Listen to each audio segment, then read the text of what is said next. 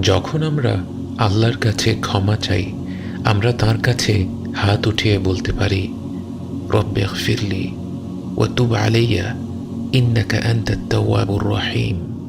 হে আমার রব, আমাকে মাফ করে দিন এবং আমার তওবা কবুল করুন। নিশ্চয়ই একমাত্র আপনি আত-তাওয়াবুর রহিম। আবু দাউদের হাদিসে বর্ণিত আছে, নবীজি সাল্লাল্লাহু আলাইহি ওয়াসাল্লাম কখনো কখনো এক বসায় এই দোয়াটি 112 পড়েছেন। দোয়াটির শুরুতেই আমরা বলি, রব্বি, হে আমার রব, আমি যত নাফরমানি করে থাকি না কেন, আল্লাহর যত অবাধ্যই হয়ে থাকি না কেন, তবুও তো আল্লাহ আমারই রব। আমি যত বড় গুনাহগারী হয়ে যাই না কেন, আর কেউ তো আমার রব হয়ে যায় না, আর কেউ তো আমার রব হওয়ার ক্ষমতা রাখে না, বরং আমার রব হলেন আল্লাহ, যিনি আমার শত নাফরমানি উপেক্ষা করে প্রতিটি মুহূর্তে আমাকে লালন পালন করে যাচ্ছেন। আমার রব হলেন আর রহমান আর রহিম, পরম করুণাময়, অসীম দয়ার মালিক। সেই মহাপরাক্রমশালী বিশ্বজাহানের মালিককে আমি শত গুনাহ করেও আমার রব বলে ডাকতে পারি, কারণ হে আল্লাহ, আপনি তো আমার রব, আর আমি তো আপনারই বান্দা।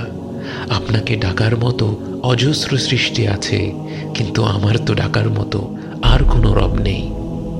রব্বি রব্বি রব্বি ইগফিরলি, আপনি আমাকে মাফ করে দিন। ওয়া তুব আলাইয়া, এবং আমার তওবা কবুল করুন। কেন? কারণ ইন্নাকা আনতাত তাওয়াবুর রহিম, নিঃসন্দেহে একমাত্র আপনিই হলেন তাওয়াবুর রহিম। আর তাওয়াব হলেন তিনি যিনি সবচেয়ে বেশি তওবা কবুলকারী, এবং আর রহিম হলেন যিনি সবচেয়ে বেশি দয়ালু। অর্থাৎ আমি নিজের কোনো গুণের উসিলায় আপনার কাছে ক্ষমা চাইছি না ইয়া রব, বরং আপনিই তো সবচেয়ে বেশি তওবা কবুল করেন এবং আপনিই সবচেয়ে দয়ালু। আপনার দয়া, আপনার রহমত, আপনার তওবা কবুল করার গুণের দিকে চেয়ে আমি আপনার কাছে হাত পেতে রই। আমরা আল্লাহর কাছে তওবা চাইলে আল্লাহ কি খুশি হন নাকি বিরক্ত হন? মুসলিম শরীফে বর্ণিত হাদিসে নবীজি সাল্লাল্লাহু আলাইহি ওয়াসাল্লাম বলেন, নিঃসন্দেহে আল্লাহ তাঁর বান্দার তওবায় সেই মানুষটার চাইতেও বেশি খুশি হন যে কিনা এক পানিবিহীন মরুতে তার উট হারিয়ে ফেলেছে, এবং সে উটে তার খাবার দাবার মাল সামানা সব ছিল। সব হারিয়ে তার যখন বেঁচে থাকার আর কোনো আশাই নেই, সে দুঃখে নিস্তেজ হয়ে একটি ছায়ায় শুয়ে থাকে। কিন্তু হঠাৎ সে দেখে তার উট তার ঠিক সামনেই দাঁড়িয়ে আছে। সে তড়িঘড়ি করে উটের লাগাম টেনে ধরে আর অতি উল্লাসে মুখ ফুসকে বলে ফেলে, আল্লাহ, তুমি আমার বান্দা আর আমি তোমার রব। এই পর্যায়ে নবীজি সাল্লাল্লাহু আলাইহি ওয়াসাল্লাম হেসে ফেলেন এবং বলেন, লোকটা অতিরিক্ত আনন্দে এই ভুল কথাটি বলে ফেলে। নবীজি সাল্লাল্লাহু আলাইহি ওয়াসাল্লাম এরকম বিস্তারিত বর্ণনা দিয়ে এই ঘটনাটি উল্লেখ করেছেন যেন আমরা একটু চিন্তা করে উপলব্ধি করতে পারি বান্দার তওবায় আল্লাহ তাআলা কতটা খুশি হন। এমন একটি বস্তুর কথা চিন্তা করুন যা আপনার অত্যন্ত প্রিয়। হয়তো আপনার দাদা আপনাকে একটি কলম উপহার দিয়েছিলেন, অথবা আপনার নানি ইন্তেকাল করেছেন এবং তার একটি আংটি আপনাকে দিয়ে গিয়েছেন। হতে পারে বহুদিন ধরে টাকা জমিয়ে আপনি একটি নতুন দামি ফোন কিনেছেন।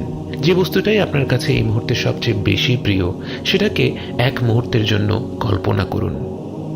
এবার কল্পনা করুন একদিন প্রচণ্ড বৃষ্টি হচ্ছে, রাস্তায় হাঁটু পানি। আপনি সেই পথে রিক্সা চড়ে কোনো মতে বাড়ি ফিরছেন, আর অমনি ধপাস করে আপনার প্রিয় বস্তুটি সেই পানিতে পড়ে যায়। আপনি পাগল হয়ে সেই হাঁটু পানির মাঝেই নেমে পড়েন এবং তন্ন তন্ন করে সেই বস্তুটি খুঁজতে থাকেন। যখন সব হাল ছেড়ে দিলেন এবং বিষণ্ণ মনে বাড়ি ফেরার কথা ভাবা আরম্ভ করলেন, তখনই পায়ে কি যেন আটকে গেল। হাতে নিয়ে দেখলেন আপনার সেই প্রিয় বস্তুটি আপনারই হাতে।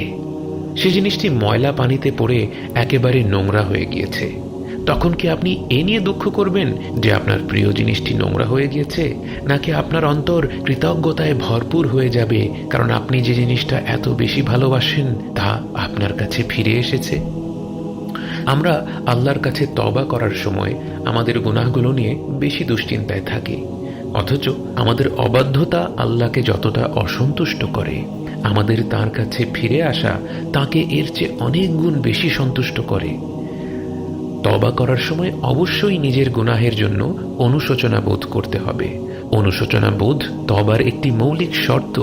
তবে এই অনুশোচনা বোধ যদি আমাকে তওবা করা থেকেই বিরত রাখে, তাহলে বুঝতে হবে এটা প্রকৃত অনুশোচনা বোধ নয়, বরং এটা শয়তানের ধোঁকা। ইবনে আতাউল্লাহ আল ইস্কান্দারি রাহিমাহুল্লাহ তার হেকামে উল্লেখ করেন, ইনায়াতুহু ফিকা লা লিশাইইন মিনক, তোমার প্রতি আল্লাহর দরদ তোমার কোনো বিষয়ের সাথে সম্পৃক্ত নয়। ওয়া আইনা কুনতা হিনা ওয়াজহাতুকা ইনায়াতুহু, তুমি কোথায় ছিলে যখন আল্লাহর ভালোবাসা তোমার প্রতি প্রেরিত হয়েছিল?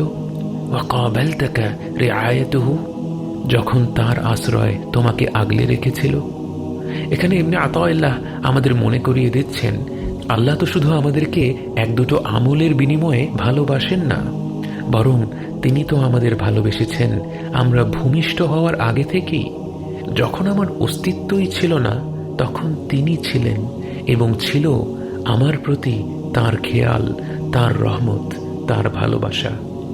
যিনি আমাকে সৃষ্টিই করেছেন জান্নাতে অনন্তকাল বসবাসের জন্য, সেই আমি যখন ভুল করার পর তার কাছে ফিরে আসি, অন্তর খুলে হাত তুলে তার মাগফিরাতের জন্যে ভিক্ষা করতে থাকি, তিনি কি আমাকে খালি হাতে ফিরিয়ে দিতে পারেন?